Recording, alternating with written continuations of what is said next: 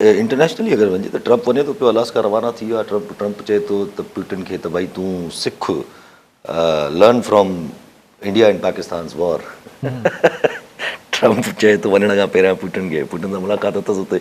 पर इहा ॻाल्हि सम्झ में नथी अचे, बार बार भारत खे धमकी छो थो ॾींदो वञे। त हाणे बि चयईं त माना अगरि नथी थिए मुज़ाकरात कामयाब त भारत ते सैंक्शन्स अञा वधंदा, भारत ते टैरिफ अञा वधंदा। न, हू एक्चुअली इहो थ्रेट करे थो ट्रम्प त अगरि प्यूटन ते इंडिया बि प्रेशर विझे, न त प्यूटन खां जेको तेल वठे पियो इंडिया, उन में कंफर्टेबल आहे। असीं तोखे कुझु नथा बिगाड़े सघूं, तुंहिंजे महिमान खे ग्राहक खे फिटाईंदासीं। त प्यूटन खे त कुझु नथो करे सघे ट्रम्प, त प्यूटन जो ग्राहक इंडिया थियो वेठो आहे तेल जो, उनखे सोड़ो कंदासीं। सो हींअर मुंहिंजे ख़्याल सफ़ा गुंडागर्दी वॾे वॾो ग्राहक त हींअर तेल जो इंडिया आहे। गुंडागर्दी खे लॻो पियो। हा, ऐं इंडिया छा पियो करे त वठे बि पियो, पाण बि करे पियो, वरी अॻिते बि खपाए पियो, रीसेल बि करे नंढनि मुल्कनि खे। सो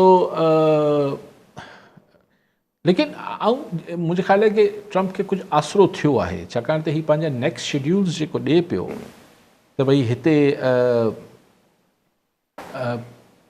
हीअ अॼु मुंहिंजी मुलाक़ात थींदी, हिन खां पोइ ॿी मुलाक़ात में जेको आहे प्यूटन बि हूंदो, ज़ेलेंस्की बि हूंदो, कुझु ॿिया माण्हू, शायदि कुझु यूरोपियन मुल्कनि जा माण्हू बि प्रेसिडेंट वग़ैरह विहारींदो, क्रेडिट सभु ॿियनि खे बि ॾियारींदो, या थी सघे थो इंग्लैंड जो UK जो PM विहारीनि। कल्ह नॉर्वे जे PM खे डायरेक्टली चयो अथई त मूंखे नोबेल प्राइज़ ॾियो।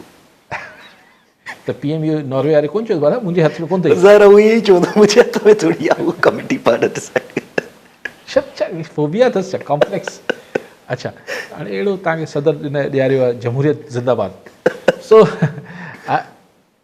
ॻाल्हि इहा आहे त अगरि ही मुलाक़ात कामयाबु थी वई ऐं ही किथे को मामिलो ठापुर में वियो, यूक्रेन वारो, ऐं रशिया जेको ठा थी वियो, त पोइ त साईं चवंदो त बिल्कुलु मूंखे नोबेल ॾियो। पोइ त चवंदो हा साईं, कमाल था कयो, मां इंडिया पाकिस्तान ठा करायो, मां अज़रबाईजान आर्मेनिया करायो, रवांडा अलाए हू करायमि, भई हाणे हेॾो वॾो मसइलो यूरोप लाइ मसइलो मूं हल कराए ॾिनो, ऐं पोइ तव्हां गज़ा ऐं फ़लस्तीन विसारे छॾियो।